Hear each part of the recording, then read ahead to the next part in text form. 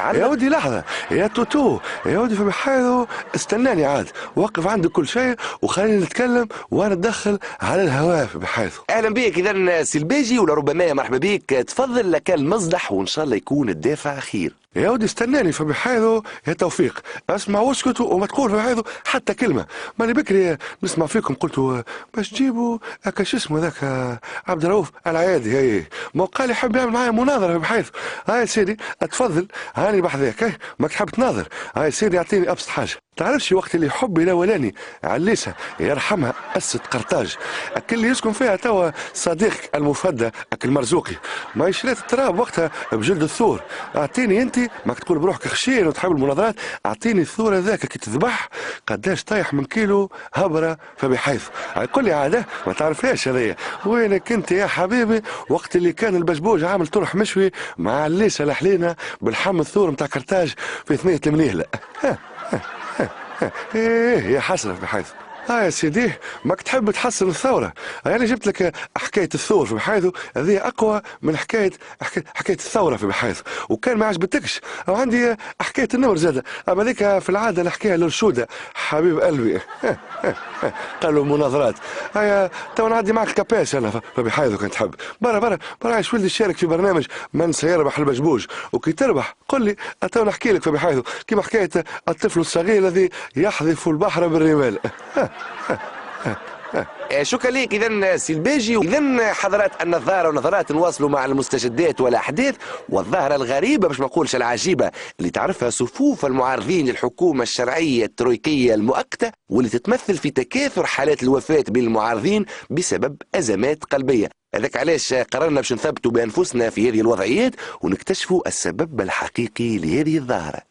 سيم سلابيم القطوش ردوا بيم، سيم سلابيم عينيك فيك شهد الله عليك، كانك معايا من البسكوت ونشربيك، وكانك معارض طوب وجه الطريق السويل نلعج عليك، وسيم سلابيم سيم سلابيم.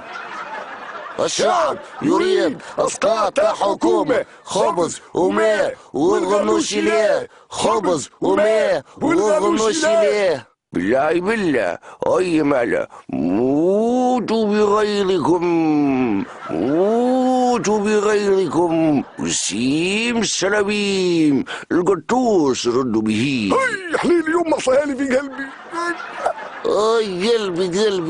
قلبي سكت لحظة مزال، لا والله سكت.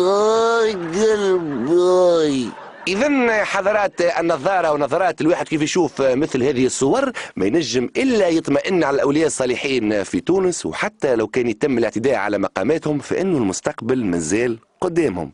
نمر إذا حضرات النظارة ونظرات إلى حدث آخر أكيد أنكم سمعتوا به، ألا وهو نوع جديد ومبتكر من المقاومة يتمثل في هجوم مجموعة كبيرة من القراصنة عبر الإنترنت على مواقع إسرائيلية رسمية وغير رسمية وتعطيل عملها بصفة غير مسبوقة.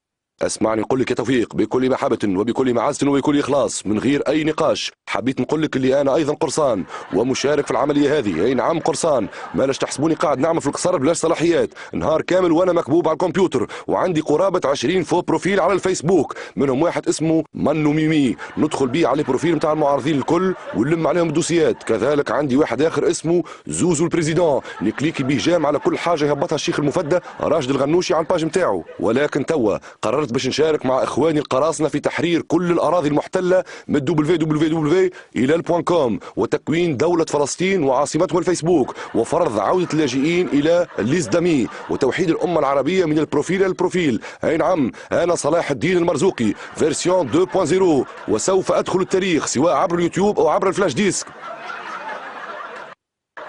بون تا ديفين اشكون بدل لي المود باس يا عدنان؟ با قلت لك خليها كيما كانت جوني 33 حمص 28 اش مسك فيها نندبهم. فعلا سي المنصف اخيرا ربما فهمت علاش الصحافه العالميه صنفتك كواحد من اكثر رؤساء دول افريقيا نشاطا على الشبكه العنكبوتيه. اذا هكا حضرات النظاره ونظرات نكونوا كملنا حصتنا لهذا اليوم. نخليكم مع خويا معز وبقيه ضيوف البرنامج ونقول لكم الى اللقاء، وتحيا الرياضه على قناه 21. الى اللقاء.